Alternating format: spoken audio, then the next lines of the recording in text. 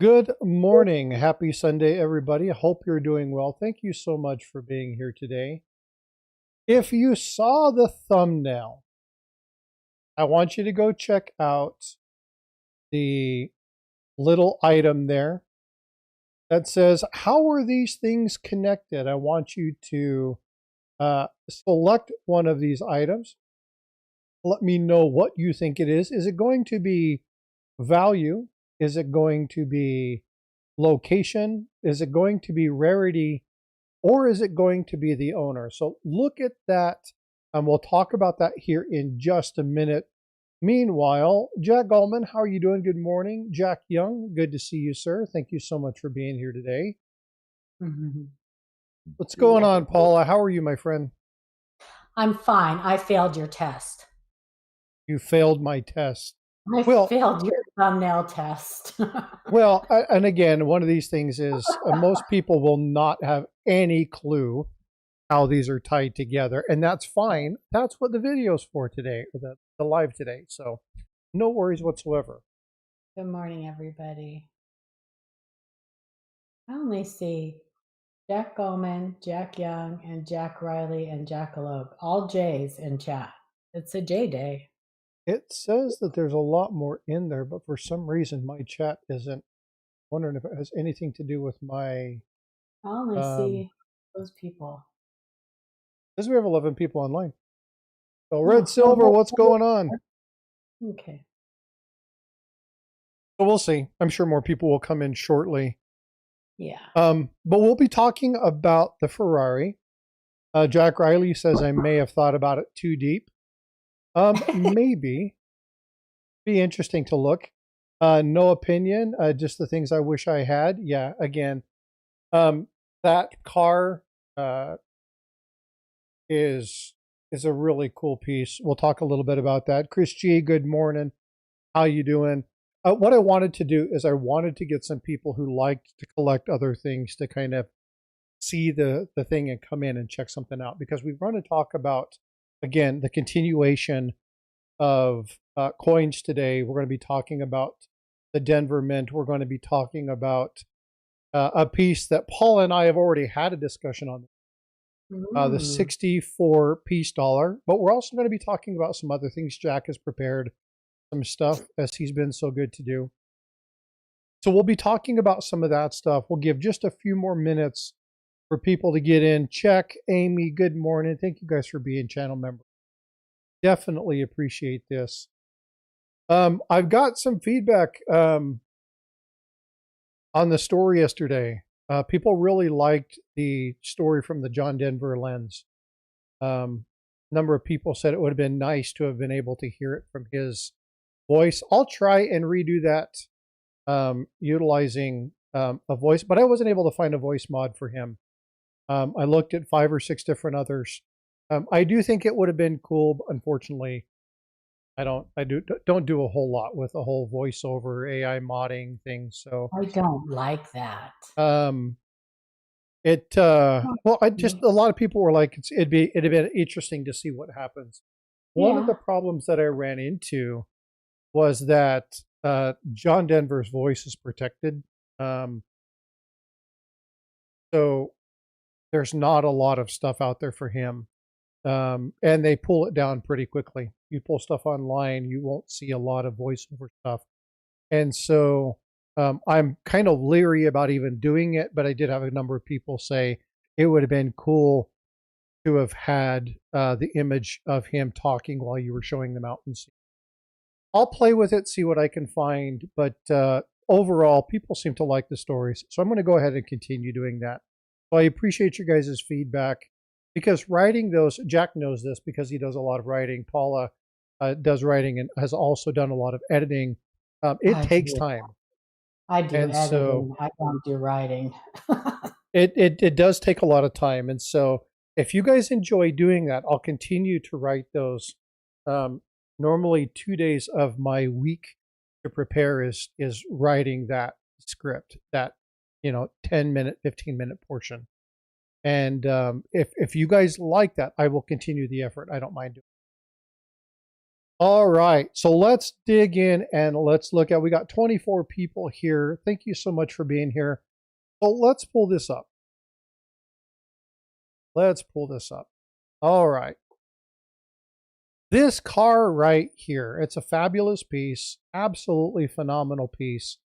And what we're looking at is a lot 341. This was something that went on sale in California. Is that a Uh, bench seat? at a bench seat.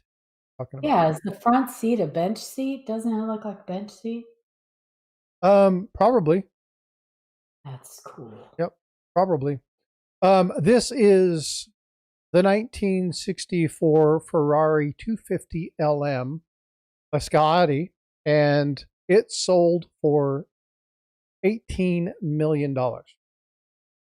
Now, what this ties into was the owner. So, again, when we're talking about what do the two coins have in common, Denver, Colorado.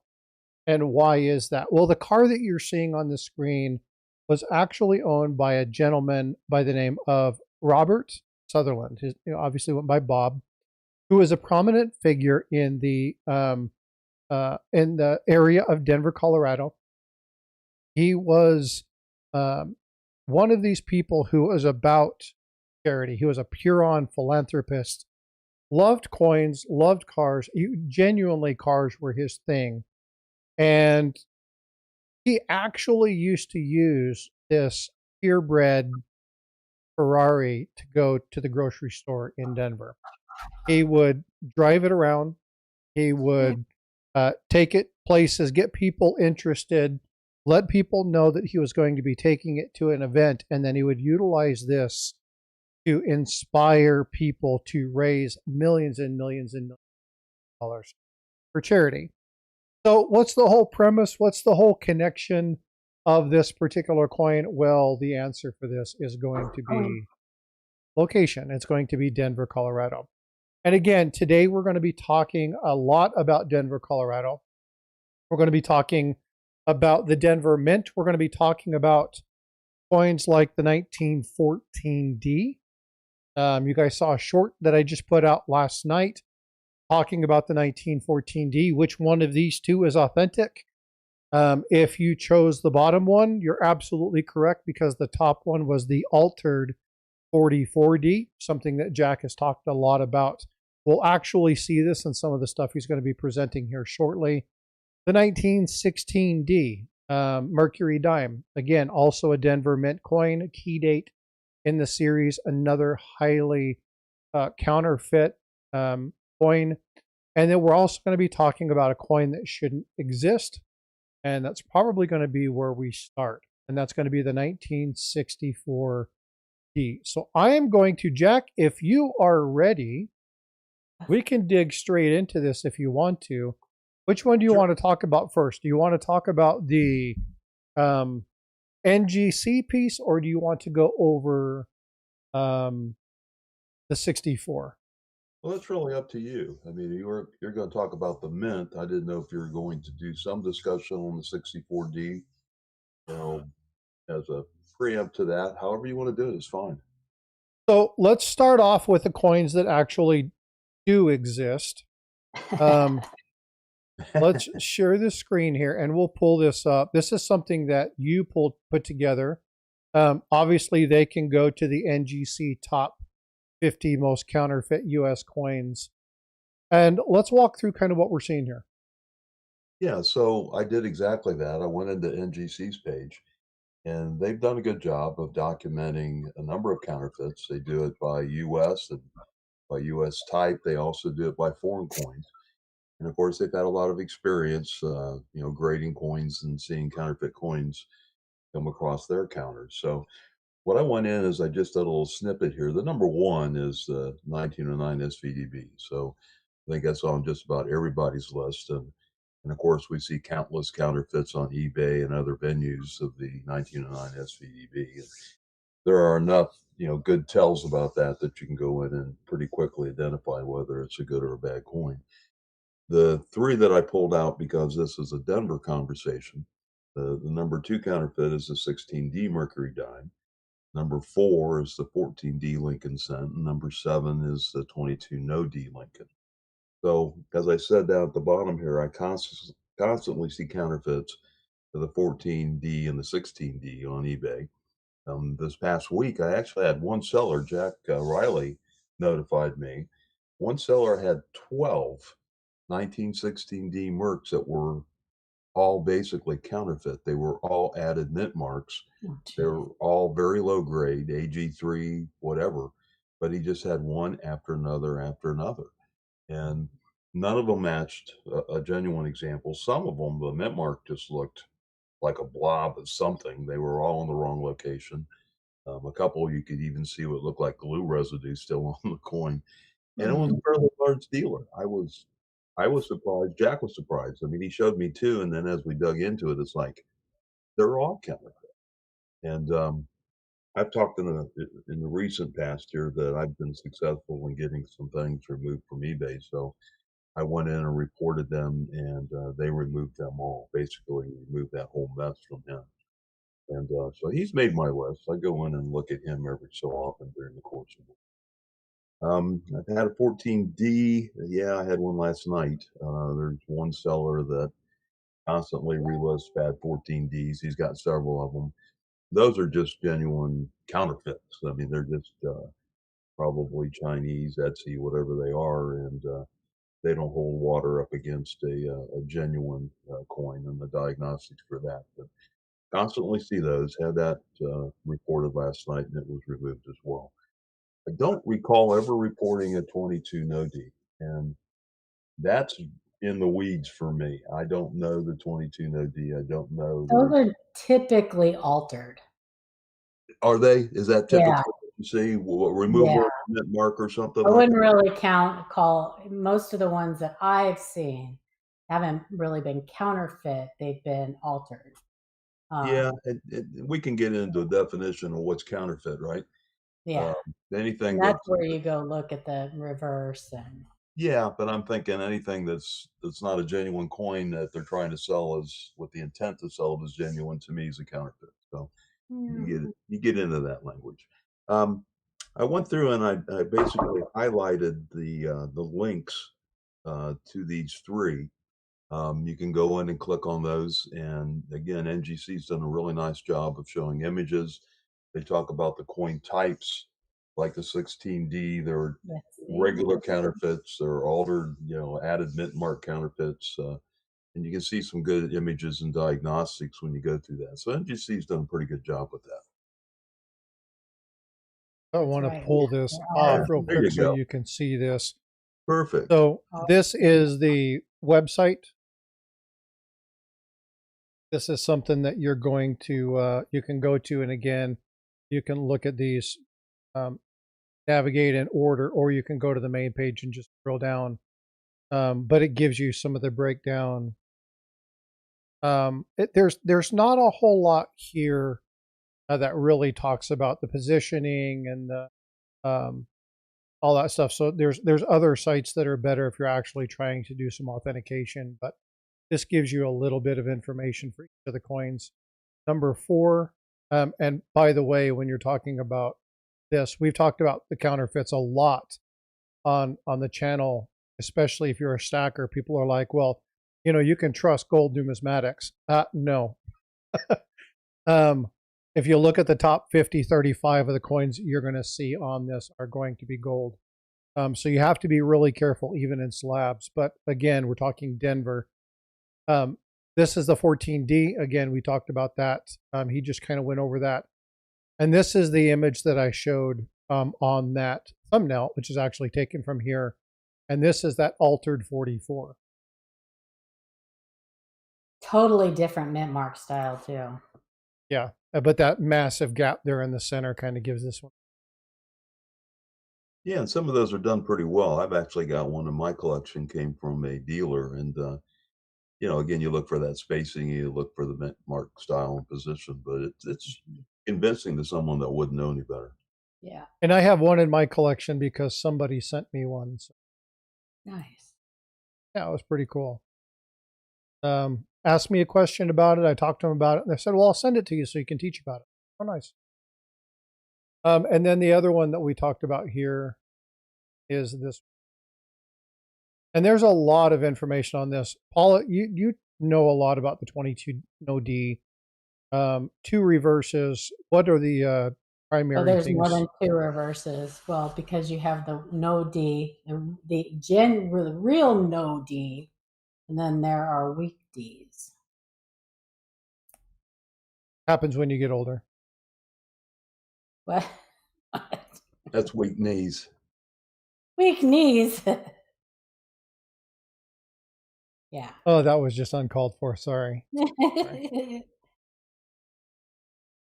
So, but yeah, so this is one of those things. Now, here's an interesting question in trivia, and my thing's all wonky. I'm not sure why it's way over there. I'll put this in the chat, people. So far over. I'm not sure why this is shifted. Let me. All 22 weak D and no D coins fall into 7 categories. I put that Jackson, in the chat. four reverses. Thanks for throwing that in there, Paula. If you want to know more about this, now, one thing about this, why is this such a big deal with a no D? Let's explain this to people. Yes, 4 die pairs. And that's right there. Okay. Philadelphia didn't mint any coins in 22. No pennies. So the only way you could have one of these that's authentic is if it's a Denver coin that's lost its mint mark. It's lost its meatball. Yep. So let's pull and I up. put it on the 1916 D Merc diamond. I think there are 4 mint mark positions, and 2 or 3 of them are repunched. All I know about the you're talking about the Mercury dime? Yeah. All I know about the Mercury dime is that there are 4, and oftentimes if you go to look for an image of the Mercury dime, you're going to see 5 images. Well, and that's because that image in the center is not it's not a real coin. It's the one that they utilize to reference the counterfeit that they're discussing in the article. And a lot of people pull that up saying that there's 5 positions because they misunderstand that. No. So when you see the 5 images, the ones in the corners are the authentic one, the one in the center is not.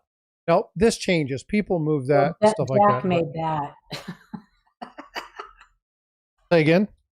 I said Jack made that. He actually made one for the 1909 SVDB. It has 5 images, but and actually it comes up on the internet if you Google search. It should, because it shows the 4 genuine positions, and then it shows the counterfeit to the side that Jack created, like a collage. And so people will pull up his collage. They're like, no, there's 5. No, there's really not. And that actually happens a lot. We've seen that in a channel that has a ton of subscribers argue the fact that there's 5 of them, and they pulled up that image, and it's like, you have no idea what you're looking at. So what goes to that point is you need to know what you're looking at. Just because you see an image doesn't mean that you actually understand what you're seeing. And we're going to be talking a little bit about that, and a little bit of controversy is going to happen on today's stream. Because again, the way something is represented matters, and you need to know about it because it does matter. It matters, right? And a lot of times we try to do what we can to help people, but ultimately the battle's in your area. So that was actually an issue yesterday. It was. Nice. We have a little like moderator group expert group chat for us, one of the Facebook groups, and we were having a discussion about an 09 SVDB, and somebody brought up that collage with the fifth one off to the side, and one of the moderators thought that that was one of the positions for a genuine 09 SVDB. Jack Riley said, no, that's just a collage. That is the actual counterfeit. What you doing to us, Jack? Which one? He's like, which one? I know. How many Jacks do we have in chat too? There's like 5 3. Jacks. Yeah, when I did that article, I actually had it labeled under that one on the right that was the counterfeit example being examined. Well, but people will take stuff off because they want to represent it as their own. Mm-hmm. And that's when problems happen. That's and we what have a number of happened. people who have tried to take other people's stuff and represent it as their own. Oh yeah, we see that in YouTube. Yeah, absolutely. Yeah. All right, so let me go pull up your other article and then let's start to dig through that.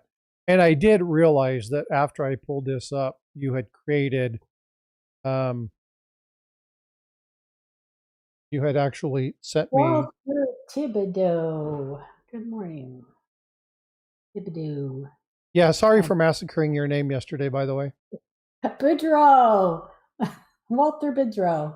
Well, when you're trying to manage 3 screens and get stuff together, sometimes you miss stuff. I don't know why it's presenting. Did you have text in yours, or was it just the one I sent you?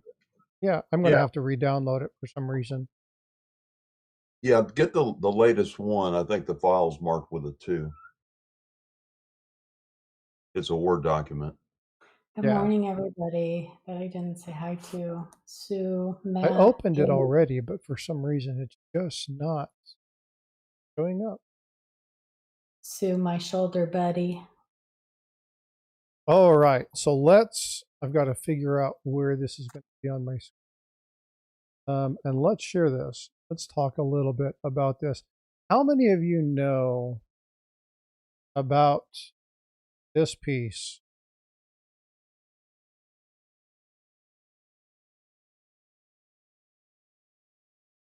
Open that up a little bit. I'm trying to get this to where it shows up in the right. There we go. Now it'll show up full screen. We'll be able to dig into this and I won't have to worry about it formatting properly. So Jack, you want to go ahead and walk us through this? We'll have the chit chat here. Actually, you know what? Before you do that, let me ask everybody a question. Put a 1 in chat if you know who this is, and put a 2 in chat if you don't. How many of you know the name Dan Carr? Oh no. What's going on, Mike? I better get more coffee. It's 2 against 1 in this panel right now. Oh, it's not against anything. It's just a discussion. This is just a discussion. It's got nothing to do with that, Paula. You're killing me. We're going to have a fight. No fighting. No fighting. I'm just teasing. Fight. Jackalope says he has one of his coins. We'll talk about this. Many. I think Jack and I are of the same mindset, but and I do understand, again, discussions are good, right? Having people with different points of view are an extremely good thing to have. But we're going to talk a little bit about who Daniel Carr is. We'll talk a little bit about Walter's like, not if you expect me to answer, Mike. But we're going to talk about this. So Jack, why don't we kind of break this out? We'll get to the Dan Carr piece here in a minute. Let's go ahead and talk about the 1964 and some of the stuff that you've gone over. I've got some stuff on here as well. We'll kind of just pull up some information. How many of you, can we do another poll first? Fire away. How many of you know anything about the 1964 DP stuff? Put a 1 in chat if you know about the 1964 DP stuff.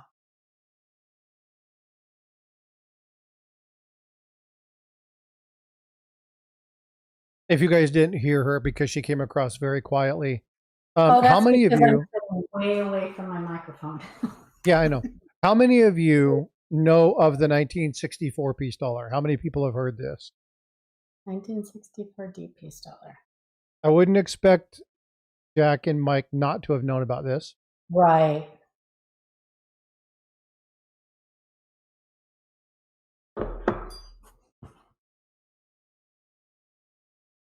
Oh, good. Quite a few people know about that. Good job. Yeah. Now, you want the true test of this? I want you people who know about it to go ask your friends how many of them know about this. People not engaged in this community. Well, if they're not coin collectors, But that's part of the reason that I have a problem with then, what he does. well, if they're not coin collectors, then it's irrelevant. But isn't everybody a potential coin collector? We'll talk about that too. Gosh, getting into hypotheticals now. No, it's not hypothetical. Again, we It have people is. coming into the hobby all the time. Mm-hmm. And there's so much mis and disinformation out there. We'll talk about this as we go through. My issue, and we'll break this down. This is something that Paul and I just don't see eye to eye on, and that's fine. Having disagreements on things like that is fine. It's agreeing to disagree. It's understanding, explaining why certain people have issues with it, why certain people don't, and then Me you too, guys get Mike. to make up your own mind. That's what the bottom line is here. That's what's going to happen here. It's not going to be you're right, you're wrong. It's going to be, well, I don't see it that way because, and then we'll explain our point of view. So remember that as we go through today, the point of today's discussion is to just talk about this piece, and then we'll explain why some of us have issues with it and why others of us don't. And we'll get to that in a minute. So Jack, I'll give you the floor. Go ahead and fire away, my friend. Let me ask Paula if she would like to do a little history of the 64D first. A little history of it. Yeah. Why did Like- it come about? Why did it not happen? Real quick, Butch Newhouse, thank you for subscribing. I appreciate brand new subscriber. Well, I'm not Thank sure you so that they've much. ever really, like there are theories.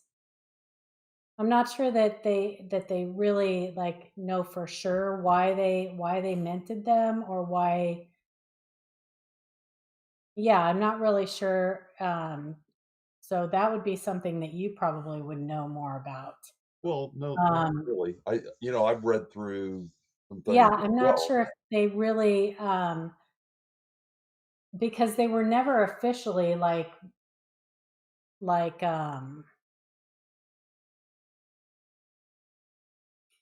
they were never officially they weren't supposed to be released.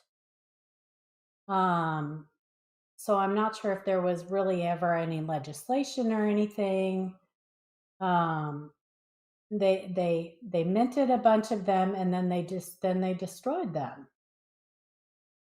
So Yeah. I'm not sure if they were supposed to be intended as like some type of special thing with the Kennedy, like if they were supposed to be released with the Kennedy as like a set, as like something special they were doing for like dignitaries or something like that. But yeah, they minted them and then they destroyed them, and never since then, not a single one has ever um, come up for auction or even been seen by anybody. So, yeah. So There was technically, they don't exist. right. There was an article. In fact, we'll go down. I've got a little piece of the article, but they talked about basically the president was pushing for those. They agreed they were going to make them. Yep. Congress was against the coin. Apparently, the price of silver had gone up. There were other Right. issues going on. They minted 300 some odd thousand of them, along with 30 special strikes. And then Congress convinced the White House to basically nullify it. Right. And so they canceled it with all that production. Supposedly, someone at the Mint oversaw all of those being destroyed. The controversy is are there any? Kind of like the 1933 Double Eagle. There weren't And supposed would they even be legal to own? Yeah, and they're not even, but no one has seen a 64D that has at Ever. least documented it and stated it in public. So, I went in and I pulled this up because we're talking about Denver, and this is one of those controversial coins I thought would be cool to discuss. I went in and I just asked Bing about it, and of course they came through and said that they admitted them. They admitted them at the Denver Mint in '65. It was halted. All of them were supposedly destroyed, Yep. and there are still rumors and speculation that there are some coins that escaped, but no one has ever seen one. So that's where I started this little article. As you go So down a little, go ahead, before you Mark. go on, I want to add, because I actually did a video on the 64 piece dollar and actually dug in a little bit more. So total number of these things that were produced was 316,076. That includes the 30 special strikes you talked about.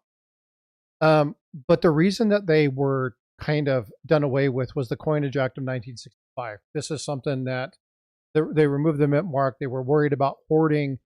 But the initial intent of this was really because of Las Vegas. It was about gambling. They were running out of the ability to produce coins. And so they had petitioned the president to say, hey, we want to do this. This was alongside of, and I remember correctly, in consort to the Kennedy, along with some additional dollars that were supposed to be there. Yeah, okay, there you go. So, yeah, thanks, Mike. And so one of the issues was that there was an owner by the name of Mike Mansfield. Mike Mansfield was the senator of Nevada at the time. And he's like, look, we are having a serious issue here. Your shortage, your blockage of this coin act that's going on, silver going up, we are not, we just don't have the money. And so they petitioned the government. And again, Lyndon Johnson at the time said, okay, no problem. We're good to go.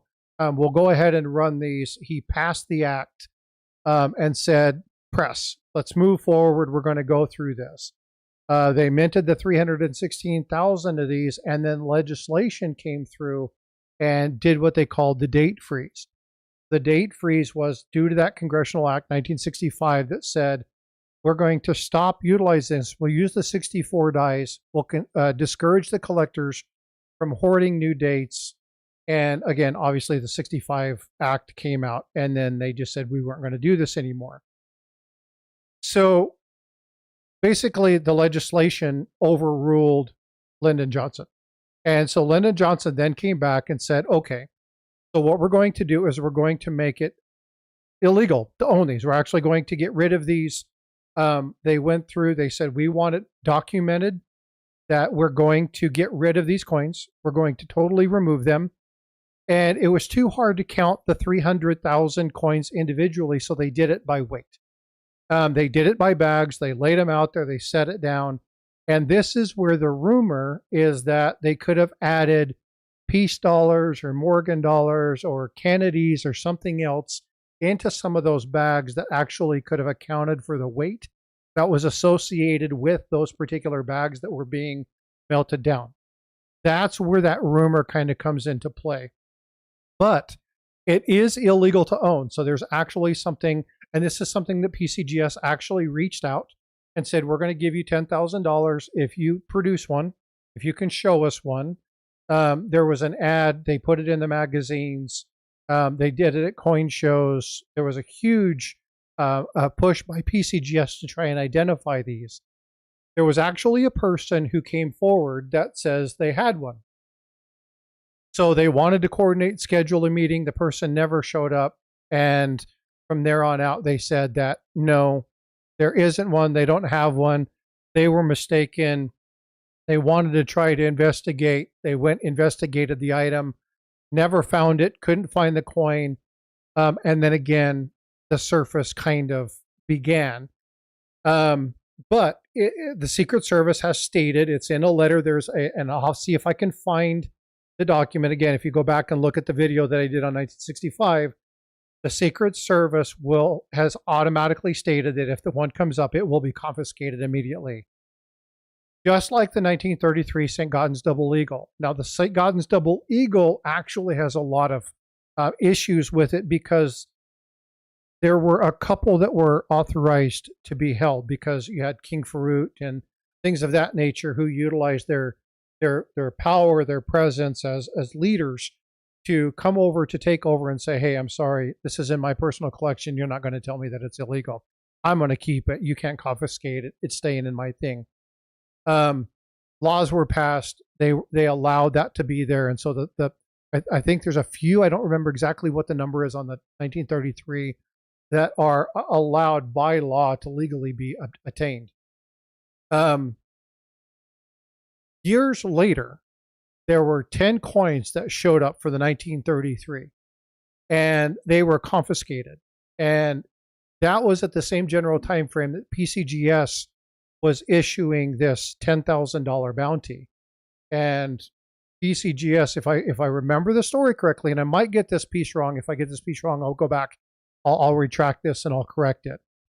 But from what I understand, PCGS stated that the confiscation of that eluded or eliminated the possibility ever of anybody who ever has one of these that's actually a real coin to turn it in, because there's no way that they'll be able to do it. So if there's one out there, it's going to be in a private hand. It'll be a black market deal. They'll never present that publicly because they fully believe that when the United States government confiscated those 10 1933 St. Gaudens double eagles from that gentleman, they totally destroyed any potential for these coins to ever show up again.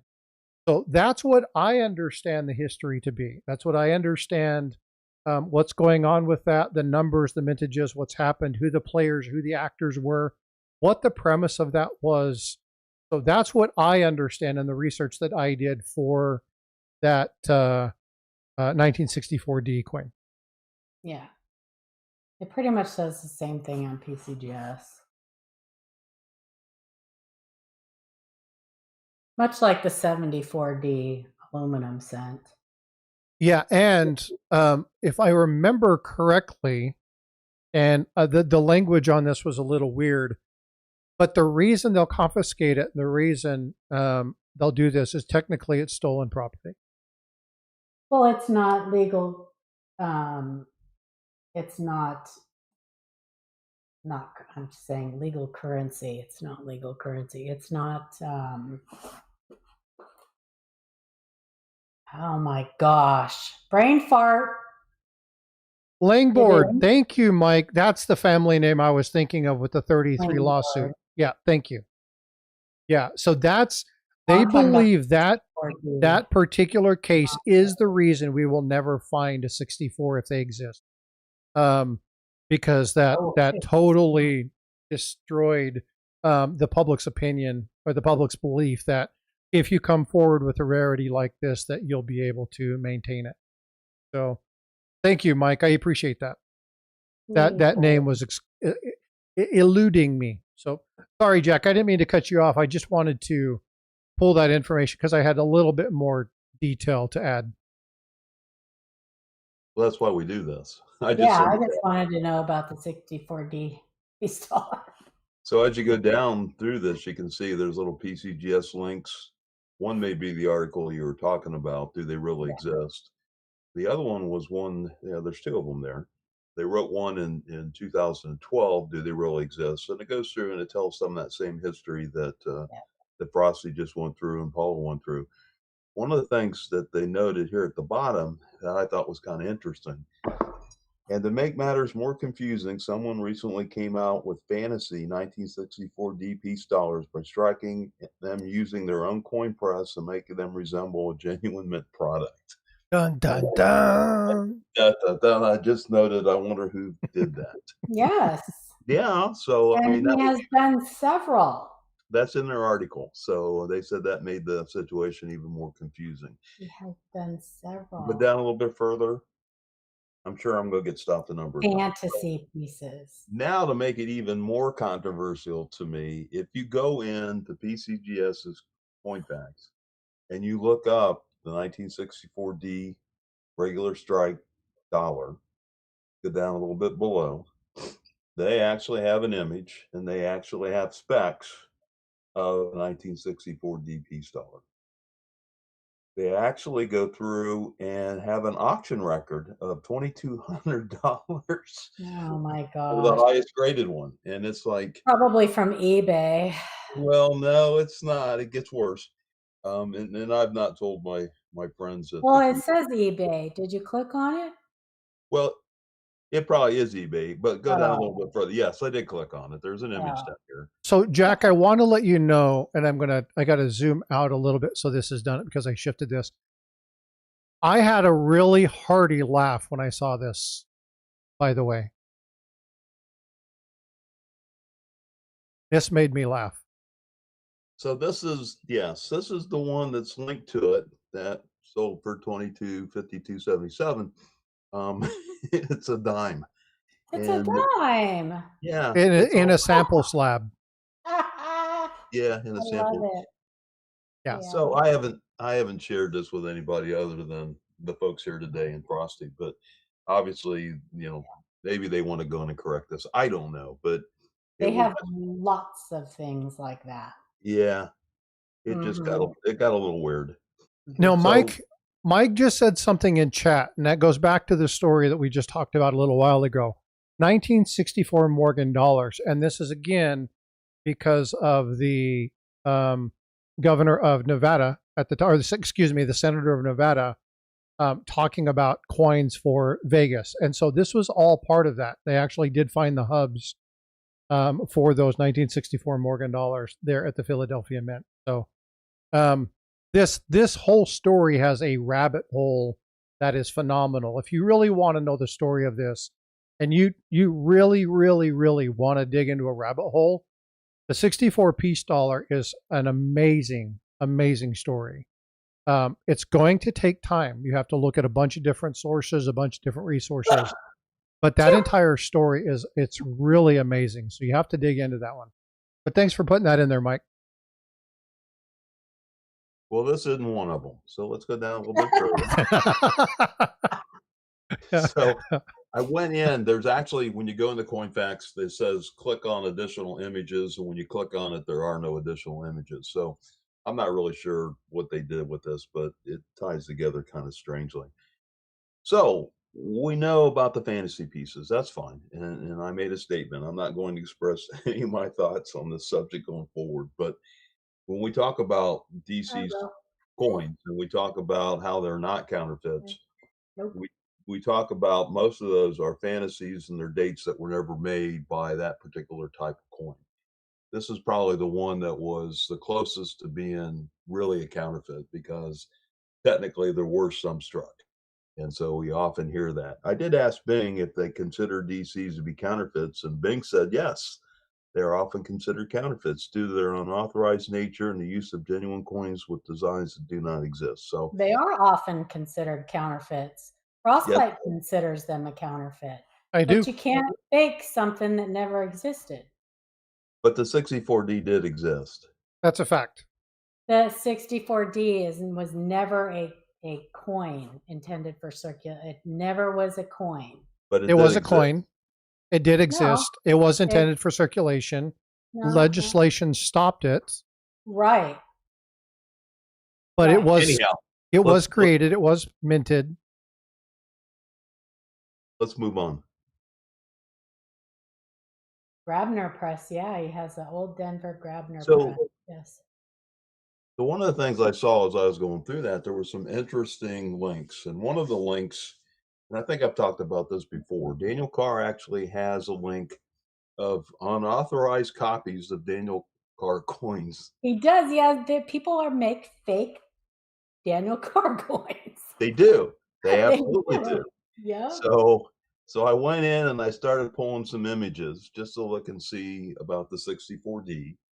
And on his website, he's got images of two of his on the left, and then he's got an image of the unauthorized copy and or not produced by Daniel Carr example. Of course, I always ask the question, is that a counterfeit? Is it a replica? Is it a copy? Is it a fake of a fake? I don't know. And then So that would be a counterfeit, right? Because it's intended to defraud people. Yeah, I suppose if it's being sold either as genuine or being As a sold, genuine Dan Carr piece. I'll show you another one down at the bottom, and you can tell me what it is. So going a little bit further, I actually go into Daniel's page and found some interesting things I thought was interesting. Can you blow this up at all? I think you backed out of it a little bit. Here we go. And what I found is that in 2025, he removed the D mint mark. So going forward, he is no longer striking 64 Ds. He's just striking 64s. And then he goes through and he has some disclaimers here, basically telling you not to try to sell any of his coins as genuine coins because that would be fraudulent. We'll go down a little bit further, and they're So out of stock. They're very popular. It's hard to find one, and they command some pretty high prices. can you read that? Can you say that Oh, statement one more time, Jack? The Which first one? one about it being fraudulent. Well, can you repeat that again? The statement here, he's talking about the facing of U.S. coins is legal so long as the defacement isn't for fraudulent purposes. That's one of his claims. And then if you go a little bit further down, he's got another statement about folks not trying to sell them as genuine. Purchasing one or more of these, the buyer agrees to provide full disclosure of their origin when reselling them. Failure to do, could be criminal fraud charges. So again, it gets back to the intent. If someone buys one of his and tries to sell it as a genuine coin or an error or whatever it might be, then it's on them. They are basically um, criminal. that was exactly the point that I was making. So, and this is why I have an issue with Dan Carr because of the idea of what he's doing. And again, legality being legality, that's fine. But him knowing the law, he's just circumnavigating the law. You look at the Liberty dollar again, what happened there, right? We know it as Norfed. He tried to create his own currency. Now, that was a little bit different because he was trying to destabilize the Fed and stuff like that. So the story's a little bit different. But again, the same general premise is there. And that is if you don't know who Daniel Carr is and you don't know that these are not, in fact, genuine, are they US coins? But The it's answer not is a copy, Sue. Not a copy because they didn't exist. They don't exist. They may have existed at the time they were struck, but they don't exist. They are fantasy pieces. He makes it perfectly clear. He makes it very clear when he sells them that they are fantasy pieces. He overstrikes so that the original 1964 D that the US Mint struck were not overstruck. His are overstrikes. he says all of them are, but I Yeah. would like to see proof of all of them being overstruck. I want to jump into something real quick. Luther says, okay, question. If you have a struck counterfeit that has a strike error or a planchet defect, is it still a mint error? Wait, No, because it's a counterfeit. Yeah, no. Yeah. No, and mint error, first of all, I would love for people to get the to forget that term altogether. Call it a minting error or a striking error or a planchet error, but mint error, that makes people think that anything that happens while it's at the mint it can be an error. So because it got damaged at the mint, it must be a mint error. And we've actually witnessed people who run auctions utilize that language to sell damaged coins as it happened at errors. the mint. And so, but again, this is where semantics come into play. This is where language comes into play. and why Paula and I won't see eye to eye on this, and that's fine. It's absolutely fine that we don't agree with this. What I'm not saying is I don't think Daniel Carr is committing fraud. That's not what I'm saying. I don't think Daniel Carr is generating counterfeit. What it does do is it generates a opportunity for people to, number one, misrepresent what the coin is. If it doesn't exist, it shouldn't exist. Granted, fantasy pieces, call it what it is. But this gives, he's generating something that is an opportunity for somebody else to misrepresent that as something else. He is putting something into the hands of unscrupulous people that are meant to deceive and defame and steal people's money. I don't agree with the premise or the tenet of what Daniel Carr does for that one specific reason. I don't care if they're fantasy pieces or not. You look at genuine diamonds versus lab-created diamonds. Lab-created diamonds, for all intents and purposes, are diamonds, but they're not. They sell for less money. They're actually destroying the industry. If you talk to people who are in that diamond industry and you talk to people who are doing these lab-created facsimiles of these things, they're destroying the community. And I think that this is just one of those slippery slopes that lead us down that path. I have to, again, I take things from a matter of integrity. And I just think that he knows the law. He's circumnavigating that law by doing what he's quote unquote supposed to do, i.e., documenting it on the piece that it's not there. But Paula, we've talked about this before.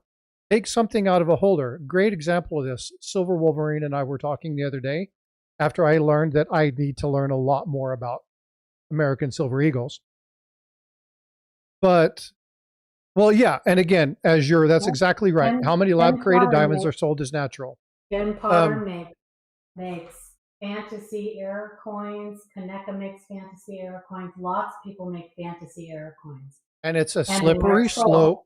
And it's a slippery slope that I don't agree with. Well, so other people's lack of education is not my responsibility. I can educate them and I can try to make sure that people know that this is a fantasy piece and everything else. But at the end of the day, it is their responsibility to find out if what they are buying is a fantasy piece or if it's a genuine coin. It is not our responsibility to make sure that everybody who buys something are not buying, that they know that that's a fantasy piece.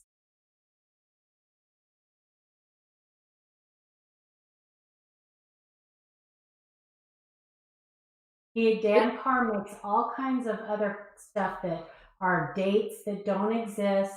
He clearly labels what he sells. He has been forced to put that disclaimer now on his site, but he didn't have to do that.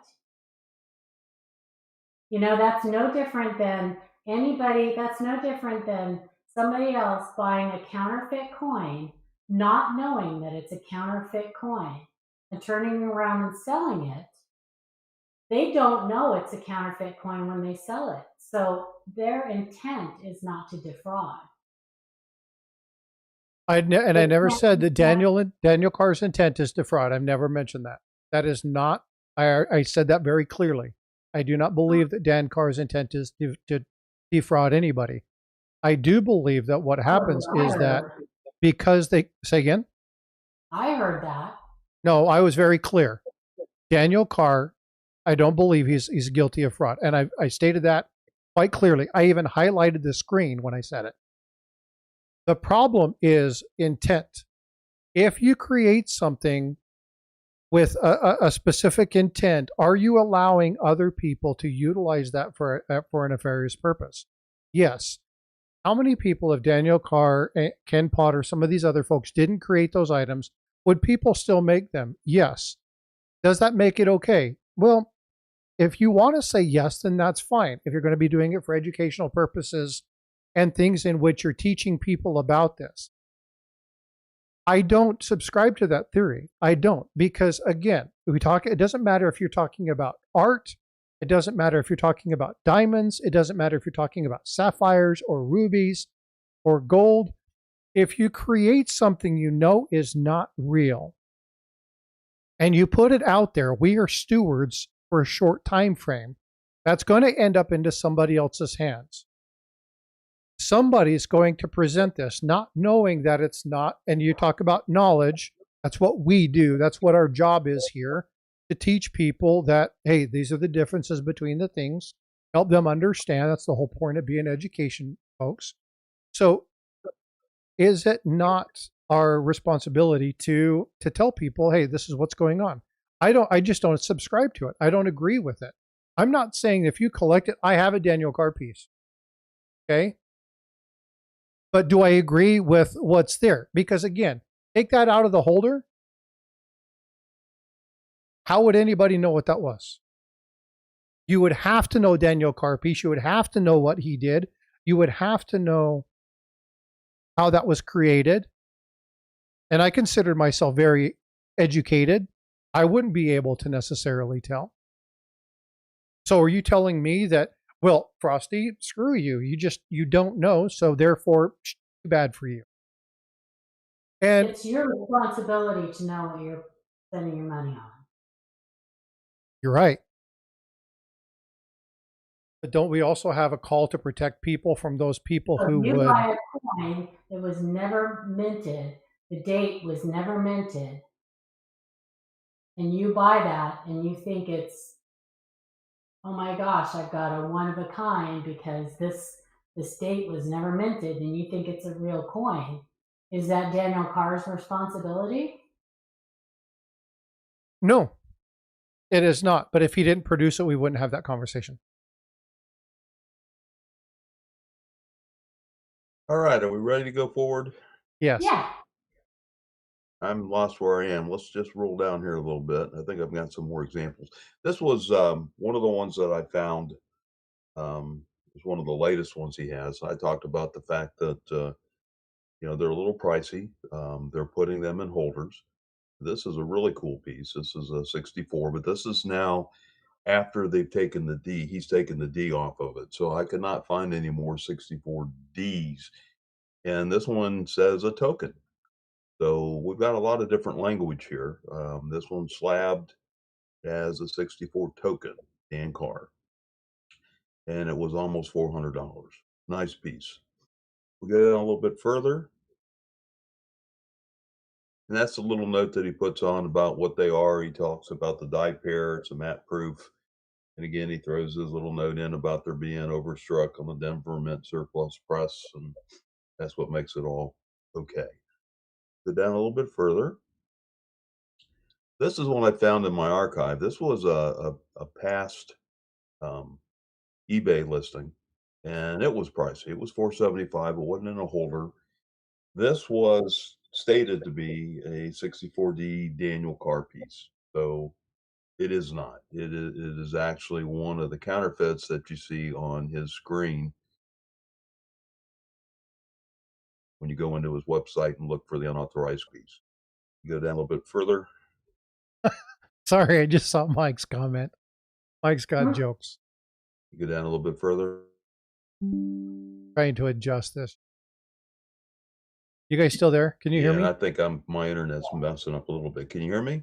Yeah. Yeah. I hear you. Okay. There you go. Go ahead. Oh.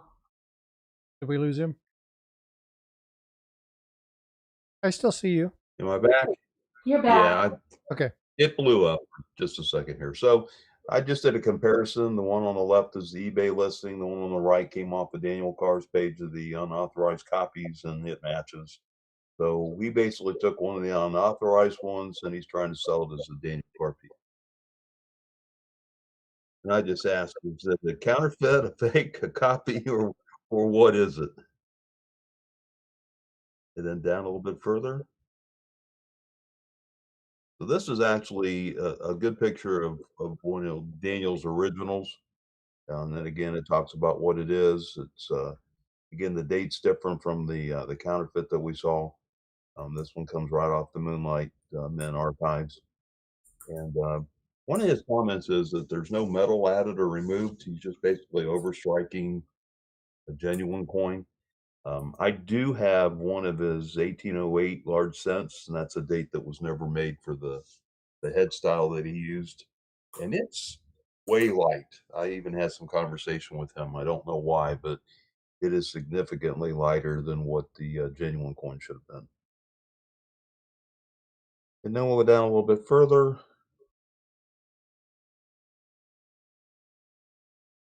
And this is one that I just saw on eBay. I actually bought this. This is apparently a replica of the Daniel card because the date and everything looks good.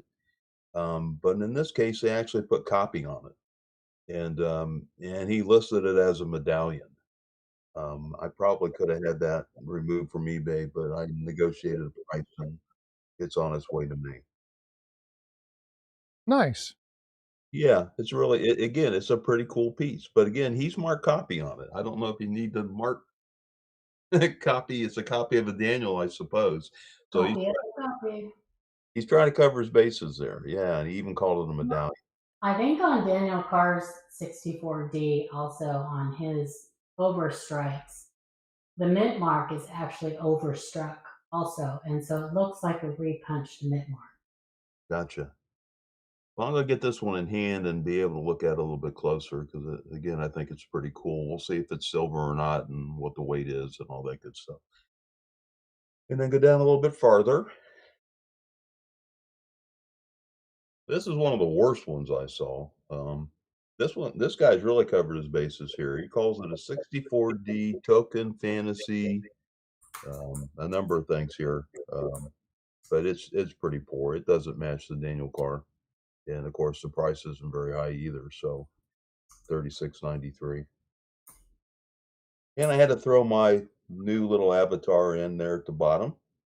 And then that's compliments of Frosty. And then one other thing I did find as I was just kind of scrolling through was after I was done with this, but PCGS does show the Daniel Carr fantasies um, with a coin type and actually have it on their website and some pretty nice images.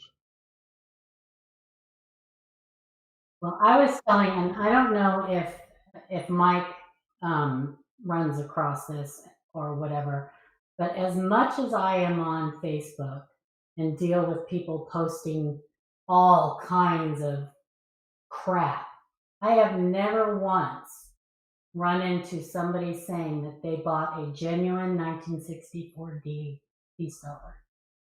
Never once have I ever seen anybody post a Daniel Carr piece, 1964D Daniel Carr piece, thinking that they bought an actual 1964D piece dollar.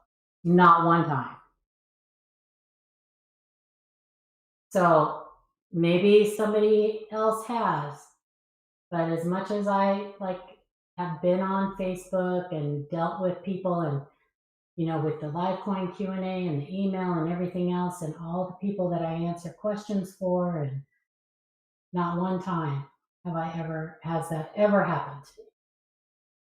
So maybe it's a non-issue. I don't know. No, but if you look at YouTube and you go to 1964, you're going to see probably 60 to 70 videos about the 1964 piece dollar that's worth $333 million generated by AI. And a lot of people say that I have one. You also have people who are utilizing disinformation and pointing towards these Daniel Carr pieces and then pointing them towards the nefarious practice. And we've seen this with other sites as well, where they sell the counterfeits. And so it's, again, what Dan Carr is doing isn't necessarily fraudulent or illegal. It's that the pieces that he's putting together are allowing other people to do this. Now, will people do this with any other coin? Every coin that ever existed is probably counterfeit in one form or another. I get Copper that. 1943 cents all the time also. I understand. Israel. But how many fantasy pieces Does that mean that Littleton or whoever did those back in the day, copper plated them, um, and sold them as novelty pieces? You know, I mean, It's a shame on Littleton, absolutely. it's not just And while Littleton. it's not illegal, it does. But while it's not illegal, it does have an ethical value.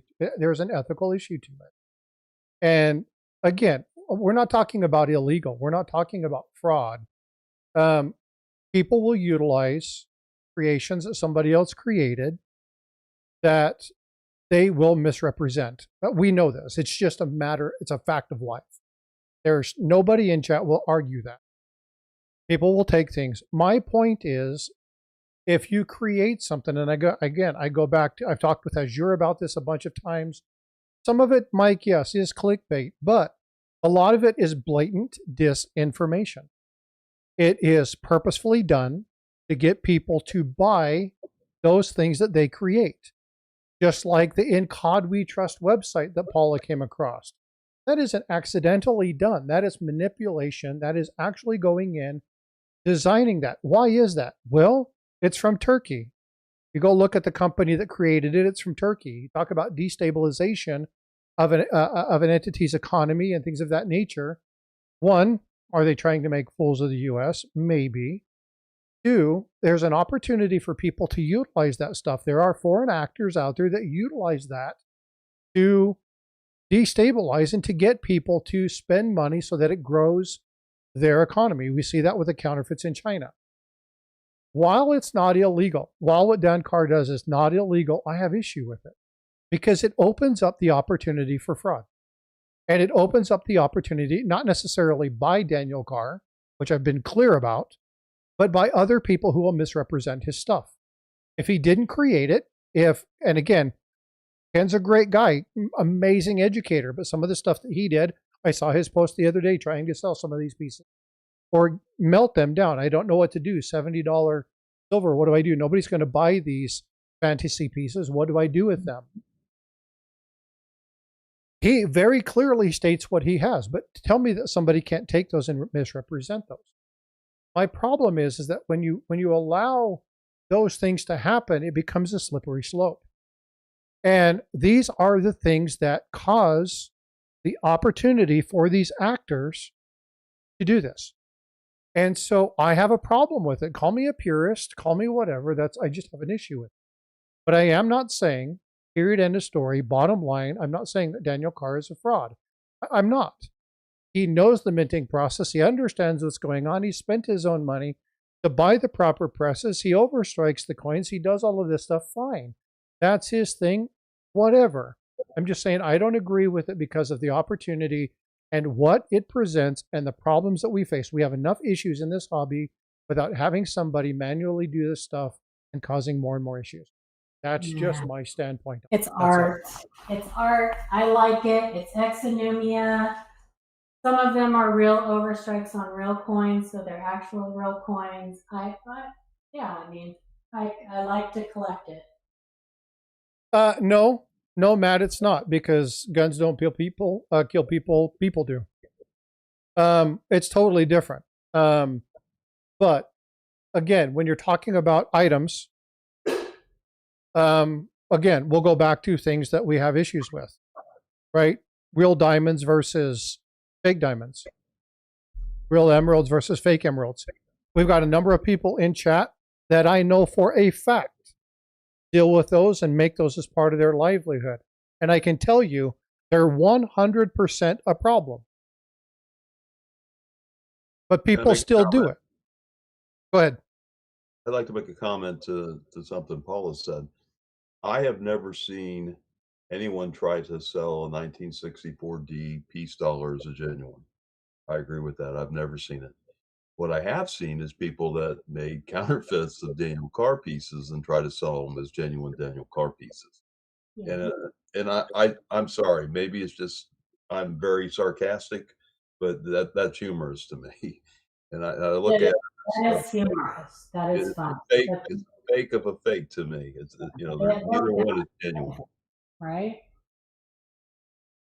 I'm sorry, I missed. Oh, I just said that people will counterfeit anything.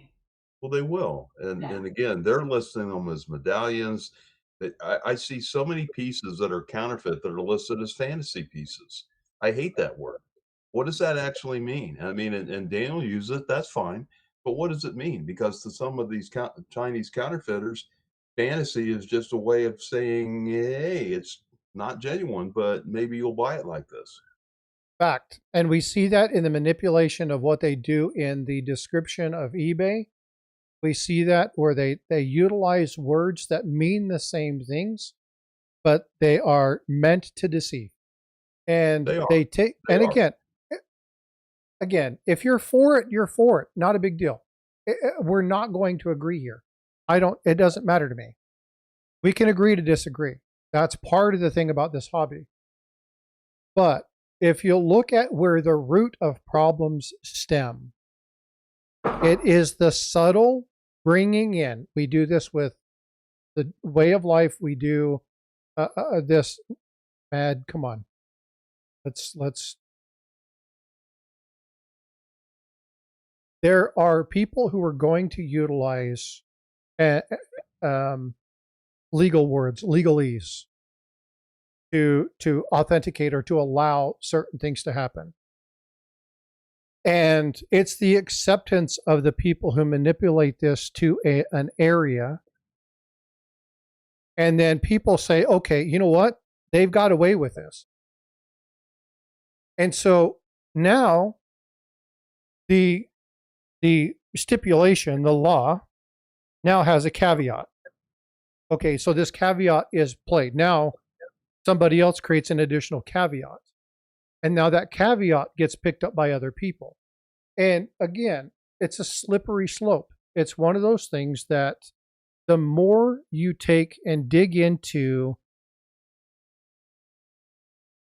is this, and again, you can do this with everything, and I do get your points, but there's just, it becomes a slippery slope. And what happens is those people who want to collect authentic things is just, it becomes a problem.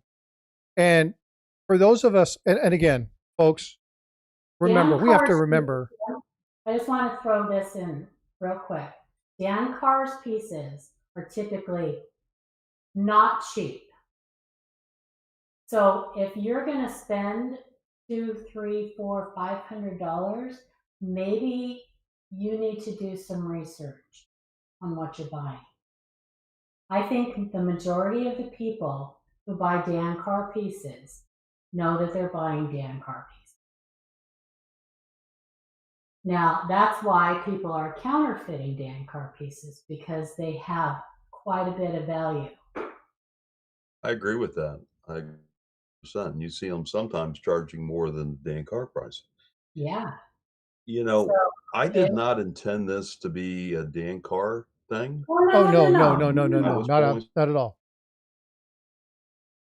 Yeah, I want to hear what the rest of your thing, though. I've never heard this presentation of yours.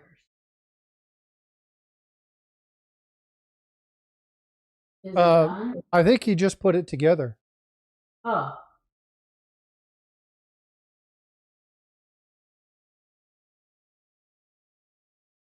Hello? You still there, Jack? Am Or did I we lose back? him? Yeah, my internet's Yep, kinda you're going back. up. The Yeah, you're winds are back. getting kinda tough here, but I guess what I was saying was I didn't throw this in for this to be a big controversial Dan Carr thing.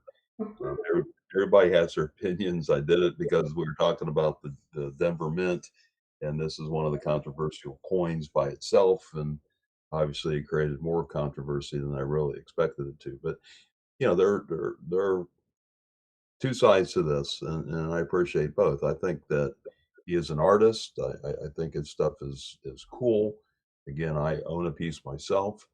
Um, I just find it ironic that people are counterfeiting it, as Paula said, because there is value in those. But they're not genuine coins, and they show up, and we call them fantasies. And there's a lot of people that take liberties with that and create bad coins as a result.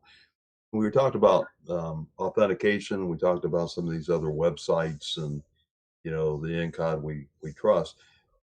last week I did a little introduction on an article that I'm finishing now on a fake PCGS Chinese authentication website, and that's created some interest. Obviously, I got a hold of my contacts at PCGS. I got a hold of the anti-counterfeiting task Oh, force.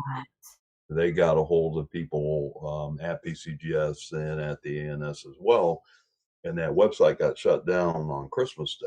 And unbelievable. now it's not available, but of course I've saved it. And the last thing that I had to add to that article, and it's ready to go now, I'll probably send it both to Coin Week and also to Michael.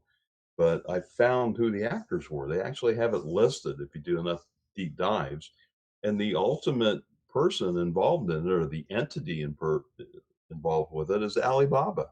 And I thought, wow, Oh, that's just boy. terrific. I mean, that absolutely made sense when I saw that. So again, that's another level of things that we got to be concerned about. There's counterfeit coins and counterfeit PCGS holders, and now a counterfeit Chinese website where you can go in and actually authenticate to the coin. So A counterfeit That's verification. yeah, Oh my that's God. wicked. That's and wicked it's evil. so bad because they take pictures of the counterfeit coin and they put it up just like the true view images. So you see Yep. the exact coin that you have in hand. It's Hey, Mad with the $5 super chat. You guys are wicked smart with a Boston accent. Thanks, bud. I appreciate you. Oh my gosh, that's unbelievable. So the one that I have up on the screen, this is from the Bradford Exchange. So Daniel Carr's not the only one to do this. But again, and if you look at the design, you can clearly see that this is not quite the same design. The head is different. The hair is different. The date, the block, it's all different. It's not the same thing. I am seeing, I must be seeing, I'm seeing PCGS's site. Are you guys seeing PCGS's website up on the screen?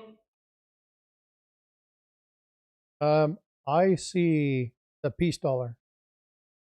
The PCGS one on PCGS. No. 1964D, Peace Dollar, Dan Carr, Fantasy, Regular Strike. you're talking about the one you're showing here that's on the PCGS page. Yeah, that's what I see. I don't see the one from Bradford Exchange. Well, interesting, because the one Maybe that's it's being showing something displayed, different on YouTube than it is on StreamYard. yeah, because this thing, StreamYard isn't updating what's being displayed, because I haven't had that piece up for a while. It's a 1 Okay. ounce silver round. Yeah, there's something going on. Weird. Let me unshare this. And then share it back. Yeah, I don't know what's going on. Why it's Well, we can't refresh. We're on panels too. And my internet keeps going up and down, so I've been Good kind of in morning. and out here. Good morning, Matt. I didn't say good morning to you. Oh, so I know exactly what's going on. I know why that's happening. It's because I was pulling up. Yeah, so this, if I did this, you guys would now see us. So I was sharing the desktop instead of sharing the StreamYard. That's why. Oh, yeah, because they're all seeing what you. I was showing something else and explaining something else, and you guys were seeing something totally different. So sorry, that's bad. It's okay. Question is, what is the metal makeup of the Daniel Carr piece? It's a peace dollar. Yep. Peace dollar. Sorry. No, you're good. And that was stated in what Jack showed earlier. But again, you guys, we don't have to agree with this, and this isn't something that I'm up here just to argue with Paula. That's not the point. There's going to be things in this hobby where we don't see eye to eye, and that's fine. What's important is to have the discussion, and you guys make up your own mind. I absolutely agree with Paula in that you should buy the coin after you do the research. The problem is that nefarious people will utilize this to do crooked things, and it's how much of that do we put into their hands? We're feeding information to those people that would be crooked. And so that's, I worry about that. So that's why I feel the way I do. Again, you guys don't have to agree with that. That's fine. We all each have our own opinion on things like this. And that's what makes us a fun community. Being able to have those discussions and being able to have different viewpoints on things. So it's fine. No big deal at all. That's why we educate, right? Yeah. That's why we educate. So. And I can promise you this, folks. Just because I disagree with Paula because she's wrong, doesn't. No, I'm just kidding. Doesn't mean that our friendship is in any trouble, right? No. This is something that, Paula and I have talked about this. She's very fervent in her belief, but if you give her the information, she might change it. This is a personal thing with me. This isn't a educational thing. This is just a personal thing. Fighting over Daniel car pieces. That's all. Yeah, yeah. And so, again, nothing wrong with it. It's just a discussion. But I had to joke with you a little bit. And Jack's like, will you guys stop it, please? Let's talk Listen, this is a conversation that comes up every once in a while. Jack has posed this question in his group before. But there are all kinds of opinions as far as this goes. Daniel Carr his stuff is controversial. Yep. If you do a Google search on him, you will come up with, like Mike had put out, that there is a really good, on Coin Talk, there is a really good thread about this exact topic. And really, like Jack has said in the past, when it comes to counterfeit stuff, it really is about intent. Fact. Yep. People are going to counterfeit stuff, and they're going to try to deceive people. We just talked about that Omega counter stamp sent yesterday. We talked about that. Now, was his intent on doing that to make you guys think that it's a genuine mint product? No. Is he a capitalist? Absolutely. He found something that people were interested in, and he's capitalized on it. Are there going to be people who think that it's a genuine Omega Privy marked US Mint product? Probably. No, I have not reached out to Daniel Carr to interview. I heard that he is extremely accessible and a very nice guy. Well, maybe he can change my mind. Maybe you need to contact him. The only time I reached out to him, I asked him about the low weight on my 1808 large cent, and he said he had no explanation. Oh. Well. And again, folks, the premise for today was just to talk about something different and unique, and to pull together pieces. Ask him to come on. I should do that. I will reach out. If one of you guys have a way to get a hold of him, I will definitely reach out. I think he actually even does like tours or something. I've heard of people going to his workshop and seeing the press and.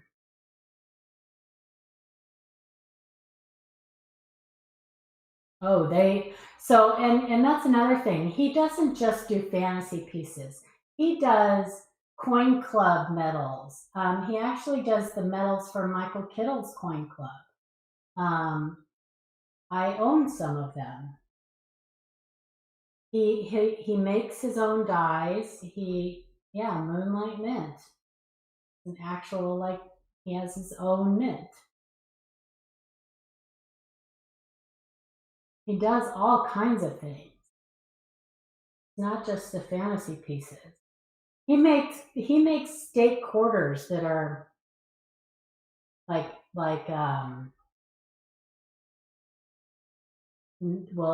they're the adult versions of the state quarters. Some of them are not appropriate for daytime TV. But go check out his website and look at all of the stuff that he does. Most of his fantasy pieces have a limited mintage. He did. That's right, Mike. He actually designed 2 state quarters. That is right. Yep. So he's also a designer, the real ones. Yep.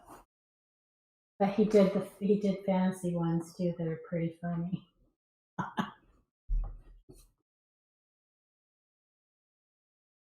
And I don't think there's anything on his website that isn't sold out. Oh yeah. I mean, his stuff is.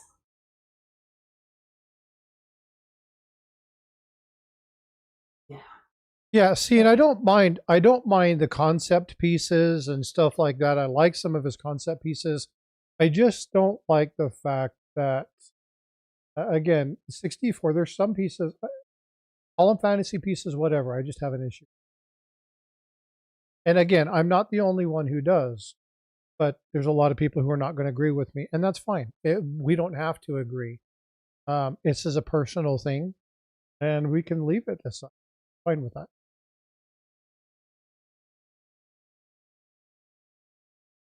Bye, Sue. You keep healing too. Do your exercises. I just bought myself a little pulley thing that I put on my door because I'm going to get my arm over my head. It kills me. I hate that exercise. Anyway, yeah. Do your exercises too. I will work on that, Mike. I will reach out. He's going to watch this and be like, no. No, I think, I have a feeling he is probably very good at defending his position. Oh, probably. He's probably had lots of practice. I will work on doing that. I'll reach out, see what I can find. Because again, I have issue with it. Maybe he can change my mind. Maybe he can explain something in a way that I'm not thinking about it that changes that. And again, I'm open to learning and seeing things differently. That's fine by that. I don't have a problem with him. I just don't like the pretense of using. And again, with the 64D, it is a real coin. It was produced at the Denver Mint. They just destroyed them. So dies were created, hubs were created. They were struck on a press. It's a coin that does exist. So I just don't agree with it. There have been all kinds of pattern coins and test coins and test strikes and things like that the US Mint has done that are not actual coins.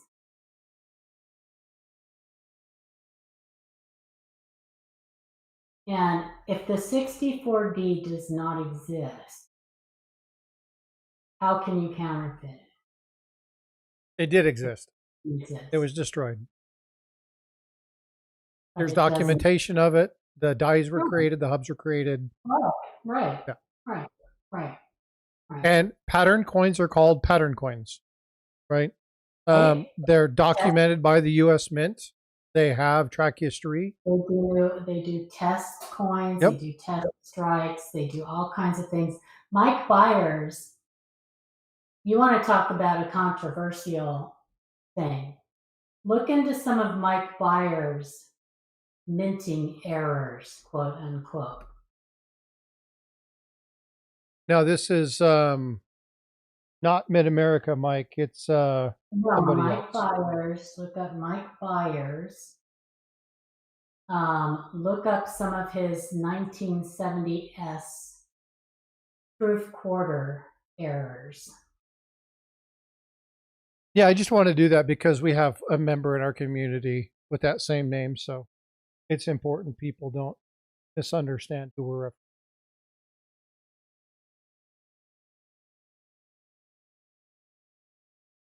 I'm sure that throughout the U.S. Mint's history, they have struck coins and tested things and made hubs and dies. And I mean, we have the Zerbies.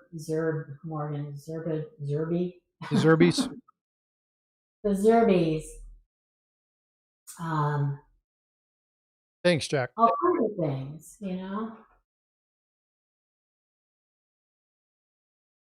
I don't It remember never, what Zerby's never made it last name out to was. circulation. Never made it past legislation. Was it Ephraim Zerby or something like that? I can't remember his name. Zerbies, yeah, the Zerby proofs. That he just walked into the Mint one day and said, "Hey, can you strike me some of these?" Sure.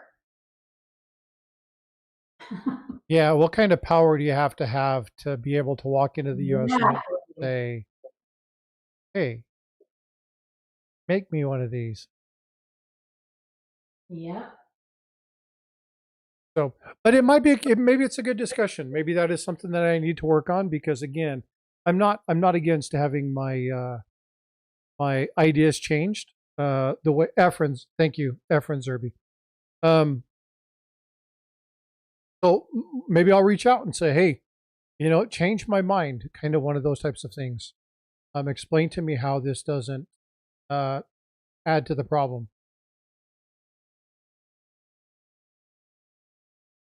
So I think it'd be a good conversation. And I'm not past being wrong. I'm wrong quite a bit. So again, but this is just an idea. Now, it would be easier to convince me of that position had I actually come across someone who bought one and thought it was an actual 1964 D piece. You know what I mean? Does that make sense? Like, Yes. because of what I do, yeah, it would be easier to convince me that they were a problem if they were a problem. If that makes sense.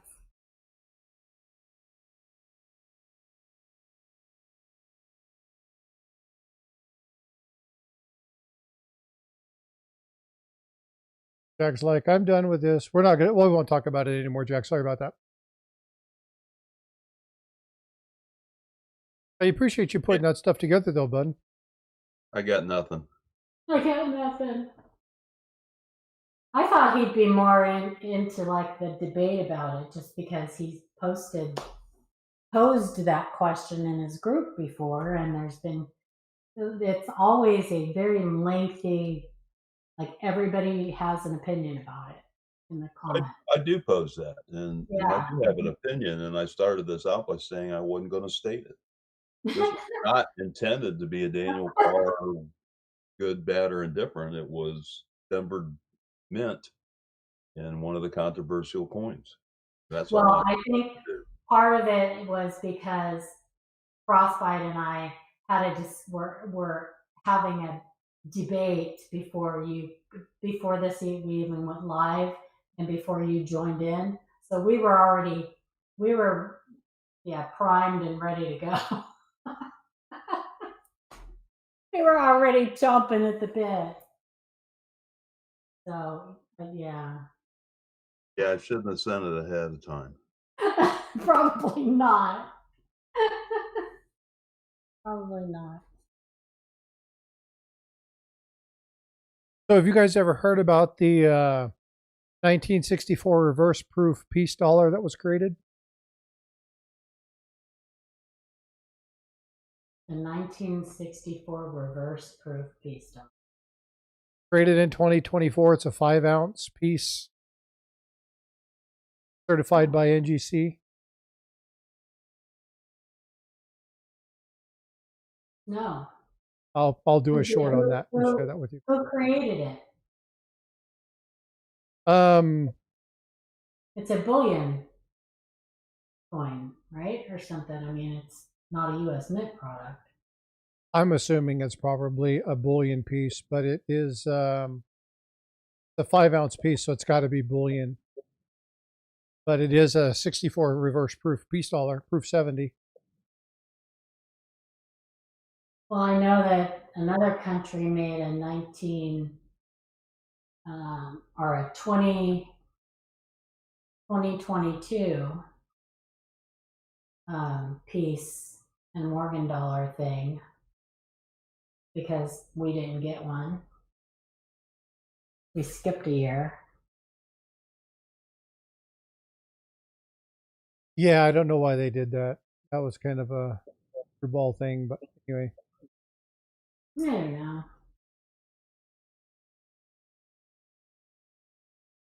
I actually saw somebody today posted in one of the Facebook groups a, a double die obverse, it was a 1970D. Anyway, super minor, little bar L. And it was certified by Annex because Annex will certify just about anything, which is okay. But it's a super minor double die, and they thought because there were no PCGS or NGC examples graded that it was worth a ton of money. And they could only find 2 examples from Annex. Yeah. And I commented and I said, no, Annex will certify just about anything, any variety. But they had done an AI search or something, or an AI posted a question to AI, and I don't know. Anyway, so just because you find something that is certified by Annex doesn't make it, and you can't find other examples, doesn't make it valuable. It just means nobody else was interested enough to have it certified. To have one pay the money to have it certified. Because Annex will certify any listed variety. So, Jack, I got a question for you. On the 64, you said that Daniel Carr changed 64D to the 64. Is that because there were no 64 peace dollars issued from Philadelphia? Therefore, in that regard, it is not an authentic coin? Where the 64D is? We could only speculate, Frosty. I have not talked to him about it. I thought it was kind of ironic that that's what he did. He actually altered a couple of his dies, with die 10 and die whatever, and removed the mint mark. So I don't know if there was some pressure that was exerted that caused him to do that. I've got a screenshot of that actual page where he goes in and says that, but I've not talked to him. I really don't know. That'd be a good question to ask. What was the purpose of doing this? Because with what Paula was saying, the fact that it's a coin that doesn't exist, I could understand with it being a 64 Philadelphia. It was never struck. The Denver was, right? And so the Philadelphia, they don't believe that any 64s were produced out of Philadelphia. So in that regard, it would be like the 22 no D, right? No coins were created in Philadelphia for that particular one. So that 22 no D has to either be one of two things. It has to either be, something regarding a removed mint mark, or grease-filled mint mark, or issue with the strike, or something like that. So if that were the case, then I would have, just like Paula was saying, if somebody had bought authentic ones, and I've done some searches, just general searches, and it says people have bought them believing they were real. I've got to do some more research, dig into that. I'll provide more information on that. But because the Philadelphia never produced the 64, if he changed that because of that reason, I can shift my position a little bit. Because in that regard, the 64D absolutely was produced. And so I could stomach that a little bit more. Does that make sense? Yeah, but it was. It kind of does, but again, to me, it acknowledges that it was an issue to start with. But that's my point. Yeah, I don't want to make yeah. that assumption. I don't know. I have not talked to him, so I'm not going to make a position. But I did list it there because I think it's ironic that did happen. Yeah, well, because that's exactly right. Then it would be a true fantasy piece, whereas the 64D wouldn't have been. So I think I'm going to need to ask him, and really get it from the horse's mouth, because that that would change the way I view the 64D peace dollar. So interesting. How would it change how you view it? Because if he realized that there was a problem because it was an authentic coin and he removed that knowing that there was a problem with that, then he couldn't call that a fantasy piece. And by law, he would be required to mark that as replica. It was never legal tender, right? You could not take one of those out and spend it. They were, so. They were not legal tender. That's not true. And the reason that it's not is because there was legislation that was passed. It was law. So because that law was created that authorized the minting of those coins, it 100% was. However, just like the 33 God's double eagle, there was legislation, or in this case, an executive order that said you can't have it. And so they recalled them, making it illegal to own. Still makes it legal tender. I think the 64D, even though they may have never released anybody, still is legal tender because there was legislation. Now, that legislation that came out afterwards that says we're not going to release these would have undone that to some degree, but there still is legislation. So it's still a coin. Whereas the Philadelphia never was produced, I could understand why they would call that fantasy. We have a history. We know how many of the Denver coins were struck, whereas the Philadelphia didn't. There wasn't any.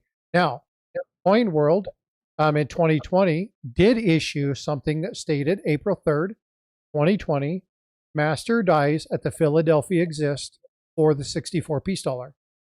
So the dies were created at Philadelphia. Well, all dies were created back then at Philadelphia. And so, well, what I'm saying is they have them there. So the mint mark would have been added by Denver. It would have followed that process, right? And so again, if they were created, they were done, they were there. That was part of the legislation. The coin existed for all intents and purposes. It's just illegal to own now because they were destroyed. So it's just a question that I would look. Engelhard, great example, Greg. That is a great example. The new Engelhards that came out are not Engelhard. Engelhard doesn't even exist anymore. The new Prospector, right? That's a great example. But that's bullion. I'm talking about legal tender.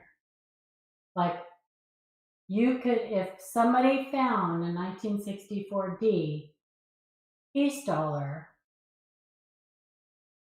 it would not be legal for them to own it. Fact. Right? But it doesn't negate the fact that it was produced. So they couldn't spend it. Fact. But being able to spend it doesn't quantify it being legal tender. The thing that makes it legal tender is the law.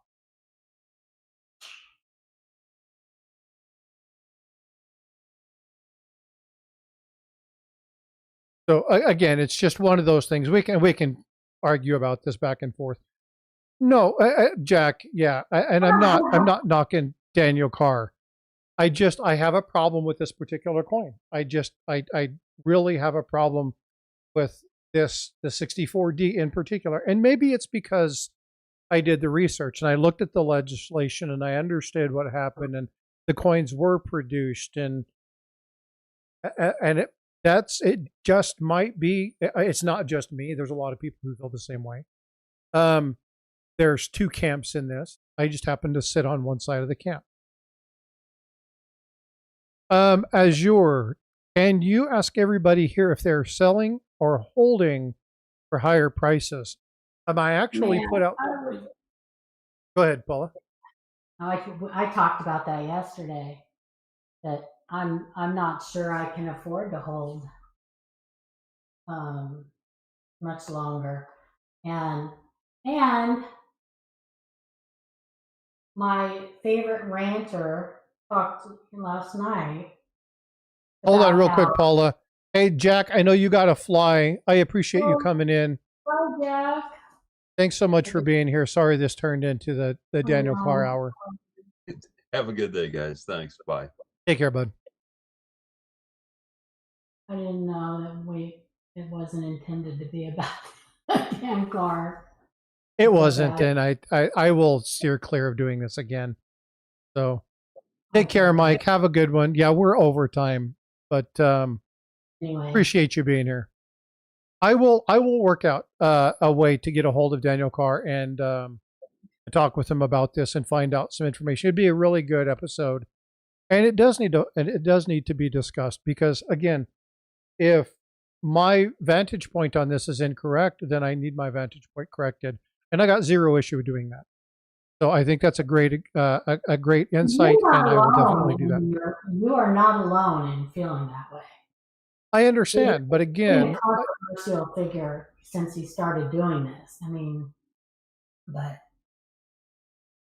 yeah, and again, my apologies to Jack Young. Again, the intent wasn't to turn what he was just bringing up to discuss and turn this into the, I don't agree with Daniel Carr hour. That wasn't the intent, so I offer apologies to Jack if that's felt like I did that. I apologize for that. But there are people that have both sides of the fence that just don't necessarily agree with this. So I will work to see what I can do, and hopefully we can have something in the future. Yeah. So I will go back to Azure's comment real quick. I reached out to somebody, posted, are you buying, selling? What's happening? Are you looking at doing something? We talked about the GSR. I don't know if you guys looked at this very closely. 57 for gold to silver ratio, 30 for platinum to silver ratio. Those numbers are unreal. And I had somebody reach out to me. I'm not going to say who they are. If they're listening, then they can say something. But they were like, well, I'm waiting for a better GSR. And I was like, tell me you're joking. 57 is amazing. It's like, well, I'm looking for 50. So there are people who have a number, a predestined number that they want to see it at before they trade. I was happy when it hit 65, 70. I was like, that's a good point for me. 50. I sold 15 ounces at 50. And I was super happy about that. Well, we're talking about the GSR number, not the price. Oh, I'm talking about. So, but the GSR, when I sold mine, the GSR was like 67, 70, somewhere in that area. Now it's 57. If it jumps up to 80, 85, like Invisible's suggesting, that GSR, gold isn't moving up near as fast. Matter of fact, it looks like gold is kind of bouncing on a ceiling a little bit. You don't think it's gonna, that the price of silver is gonna like tank? In time, there will always be a correction. Everything corrects. Yeah. The question that I have, and this actually, you know what? This is a question Azure and I had a conversation the other day, and I'm going to ask this to chat. This will be the very last thing that we talk about. I need to bail because I need to have brunch with my wife and then get ready to take my daughter home. But the question is this. When you look at silver, when you look at gold, when you look at your metals, at what point, no, let me rephrase that.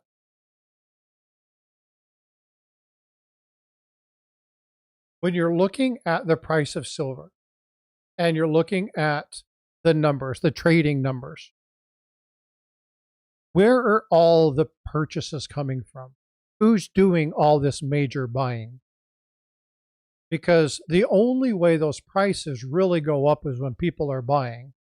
Now, I watched something that Yankee put in a short where he highlighted the purchasing, and you can see the volume of silver purchases flying through the roof. Azure and I have talked a little bit about this, but who's doing all the buying? And that is a question because folks in our community, we may think we have an impact. We're a mosquito bite in the world of metals. We have such a small impact. We basically have no impact when it comes to the volumes that we're talking about that change the price. So who's doing the buying? Where's that coming from? That's an interesting question and something for you to ponder as you're looking at this. Try to figure out who's doing the buying, because one of the concerns that I have, and we've seen manipulation. I talked about JP Morgan and the $940 million in fines that they've had over the last couple decades. If they decide to do a massive sell, or somebody decides to claim in, what happens to the price of silver? And that is, it tanks. And so where's the buying coming from? Good question. And that's historically what it's always done, right? Fact. Yeah. So what goes up must come down. And so there's going to be a correction. What that looks like, I don't know. I have no idea. I'm like, can I afford to speculate? No, like that the price, like at $80 an ounce. I mean, I know even if I got $70, that's money I can't afford to bet on. You know what I mean? And there's a point to where you have to stick to your strategy. And again, we were talking about the amount of pours and stuff that you have, right? Yeah. There's a point to where you'll never reclaim the cushion, so to speak, because it's not there. You just don't have it. So it's going to be curious to see what happens. I believe there's going to be a correction. If there is, let's say it drops to 50. Will we see it coming? Like, will it be a slow thing, or will I think when it happens, it happens. It's going to drop quick. I think it'll be the same thing that happened in, and then nobody will be buying. And then it'll just plummet. Well, if it drops from, let's say, drops from 75 or 80, it's 79 or something like that right now. Let's say it drops from 80 down to 50. I'm absolutely buying.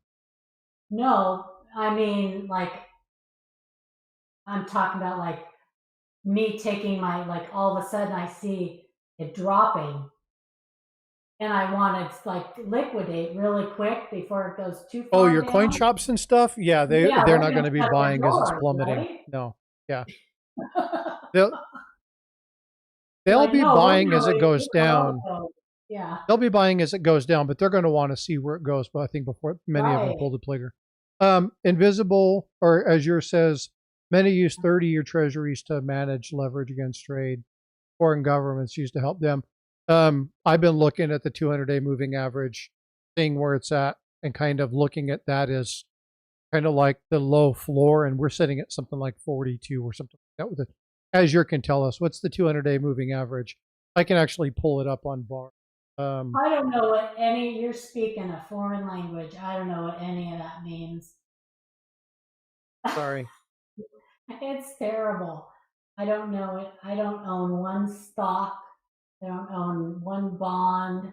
I don't know what the difference between a bond and a stock is. I don't know any of that stuff. Well, that needs to change. We need to teach you a little bit. Even if you don't do anything with it, it's just good to know. I don't know any of that stuff. I don't have enough money to know that, to need to know. Well, and again, one of the things that I remind people, we talked about this a number of times on Stack Elector with Tiger. I've talked about it when we've just done random streams. Metals should be a portion of your portfolio, not all of it.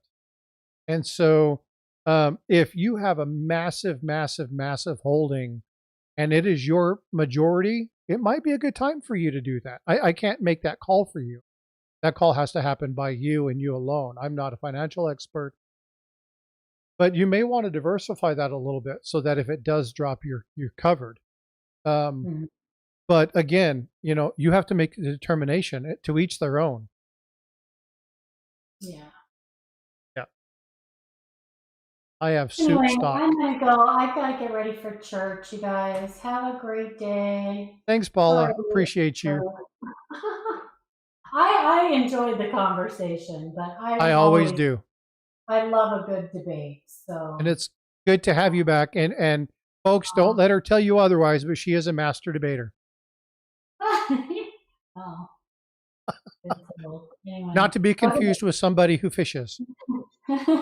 All right, folks. Well, Paula, take care of yourself. Have a blessed day. I like what Vote for Pedro says. Yeah, soup stock. I thought that was funny. Well, hey, folks, thank you so much for coming in. I hope you guys have a wonderful, fabulous day. And again, we don't have to agree. We don't. It's one of those things that's what's nice about life. We all have differences of opinion.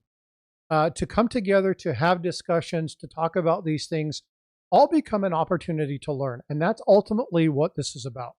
If you take these and you look at these and you are developing a mindset and you're moving with that mindset and you're taking information and you're making your assumptions or your assessments and they become your own, good. They might change, they might not. But the fact that we're having the discussion, that we can agree to disagree on many of these, is going to help build our community. It's what we need. We're going to better ourselves as a country. We need to get back to agreeing to disagree. Again, everybody has an opinion. They're like assholes. We all have one. All right.